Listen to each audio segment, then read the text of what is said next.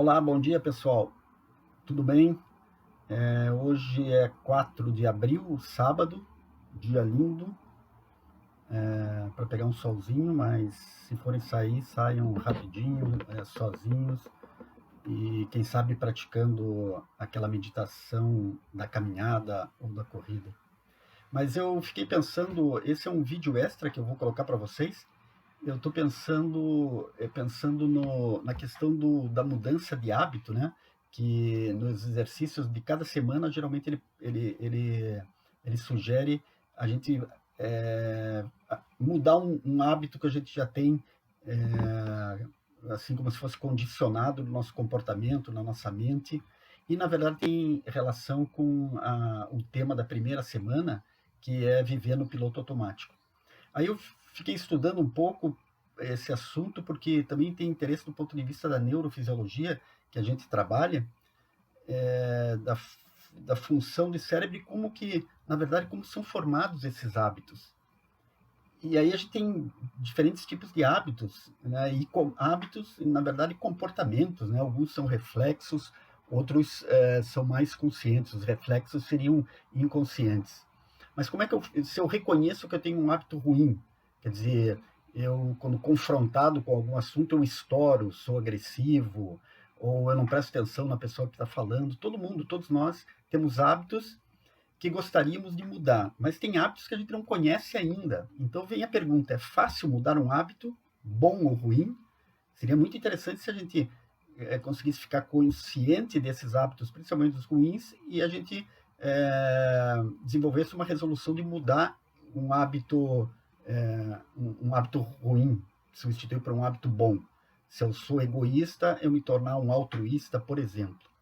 Então, daí vem a pergunta: qual a origem dos hábitos e dos reflexos? Essa é uma pergunta muito importante dentro da biologia, da neurobiologia, da neurofisiologia. Então, existem muitos estudos.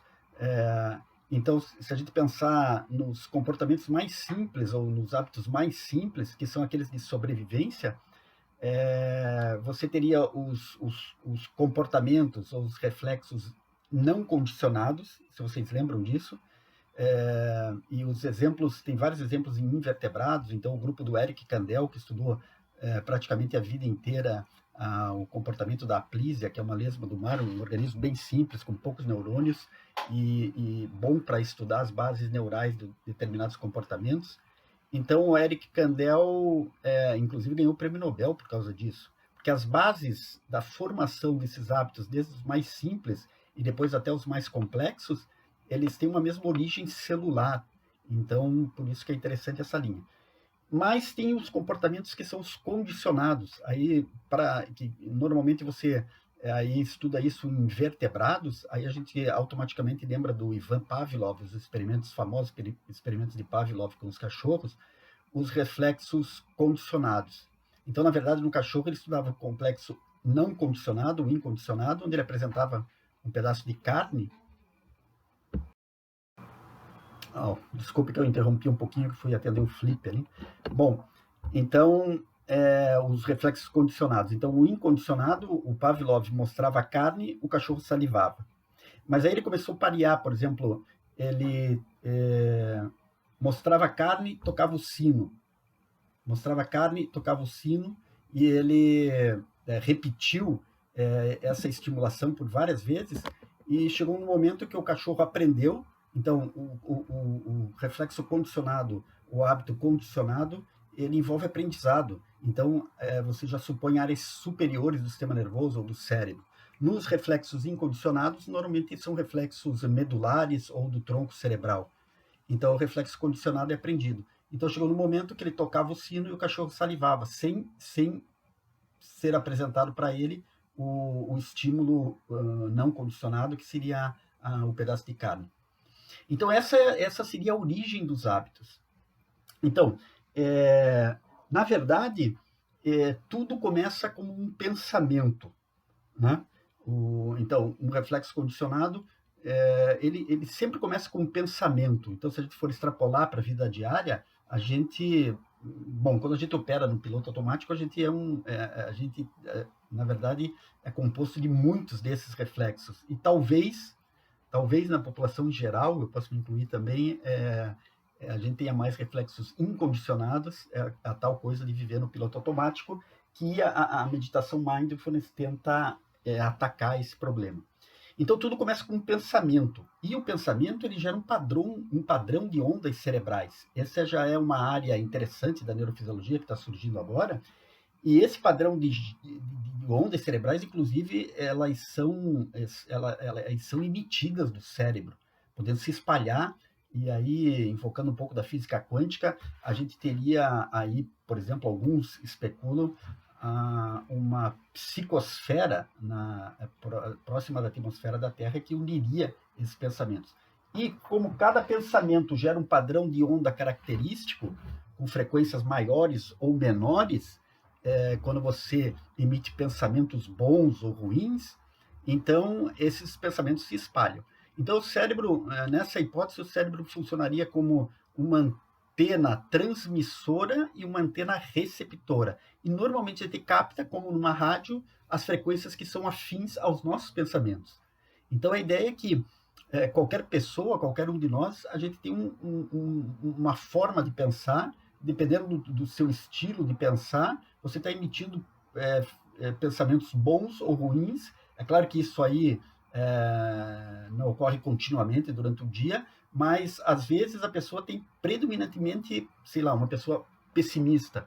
Ela vê todo com um olhar pessimista. Então significa que ela está emitindo esses pensamentos pessimistas.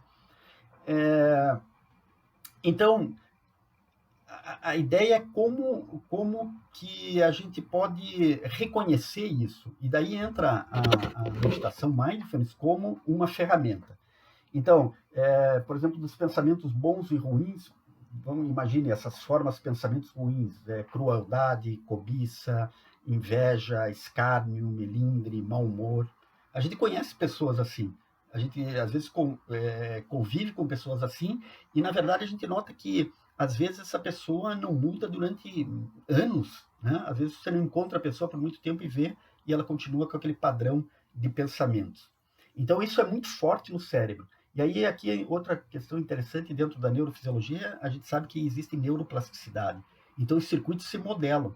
Por sorte, é possível reverter. E os experimentos com meditação têm mostrado bastante. Você pode alterar o padrão de funcionamento de determinadas áreas cerebrais, e não só a neurofisiologia, você pode alterar a estrutura também. Isso tudo tem apoio na literatura. Então, e por outro lado, os pensamentos bons, empatia, altruísmo, alegria, otimismo, e por fim o amor, se possível, o amor incondicional. Isso são padrões de ondas novos, e talvez é isso que a sociedade esteja precisando nesse momento conturbado, e na verdade sempre na história da humanidade. Então, entendida a origem desses hábitos, desses reflexos, normalmente incondicionados, então, agora usando a meditação, e o que a gente vem já discutindo aqui, na verdade você teria essa cadeia. A gente poderia ter uma hierarquia, assim. Qual que seria a cascata mental quando a gente emite um pensamento? Então, ou quando a gente, na verdade, emite uma ação. E aí, assim, a palavra é muito importante. A palavra já está ao nível do comportamento no final dessa hierarquia. A palavra e o ato. Né? Então, tudo começa com um pensamento que gera um reflexo, que gera uma emoção, que vai gerar uma ideia e, finalmente, uma ação. E essa ação pode ser boa ou construtiva, ruim ou destrutiva. E será que tem jeito quando essa reação em cadeia é detonada? Aí vem a meditação mindfulness, como a gente já vem discutindo, e a gente tenta atuar lá no início. Então, a mindfulness, ela pede para você, em meditação, observar os pensamentos e as emoções geradas por esse pensamento. Então, você, como eu falei, você sai do corpo como se fosse aquela luzinha da pixel, né? Você observa teus pensamentos. Você não é teus pensamentos. Você está fora e observando. Eles são bons ou ruins? Que que tipo de emoção eles estão gerando.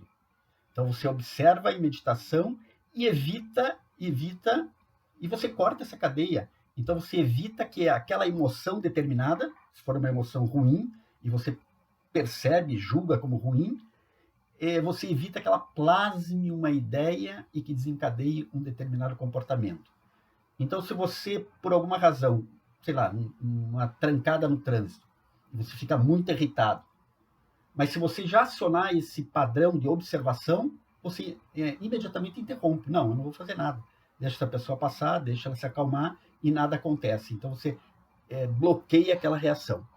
E se você começa a fazer esse treinamento continuamente, então já a sua mente automaticamente aprende esse padrão e você, na verdade, começa a conservar pensamentos bons na sua mente e que produzem ondas boas e, quem sabe até, a ciência ainda não tem estudado muito isso, mas fatalmente vai acontecer, você acaba gerando uma atmosfera boa que beneficia não só você, mas as pessoas que estão em volta de você. E se muitas pessoas fizerem isso, você vai beneficiar até uma coletividade maior.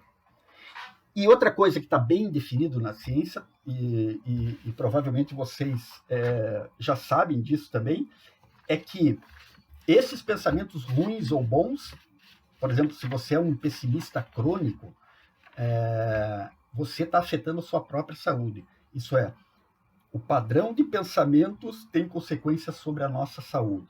Pensamentos ruins, pensamentos pessimistas, cobiça, inveja, etc., eles atacam os seus órgãos do corpo. Então, existe uma conexão corpo-mente, que a gente também está explorando na meditação. O teu corpo sabe o que você está pensando de maneira automática, quântica, e o teu corpo sabe o que a tua mente está pensando. Então, vice-versa. E isso gera doenças, e aí tem várias evidências, tem artigos publicados, desenvolvimento de câncer, depressão, etc.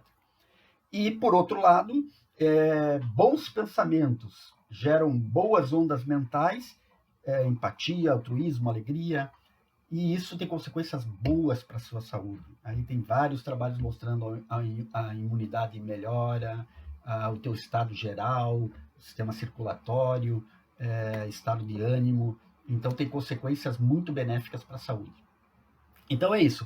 É interessante porque isso a gente pode usar para entender o funcionamento do cérebro e da mente através da neurofisiologia, mas justifica a prática da meditação, porque a gente pode, de certa forma, se conscientizar do que está se passando em nossa mente, no nosso cérebro, e reverter a situação, usando uma coisa conhecida, aí muito em moda na neurofisiologia, que é a neuroplasticidade cerebral.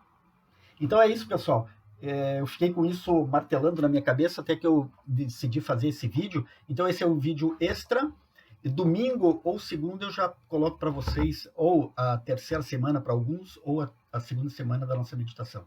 Obrigado e tchau. E meditem.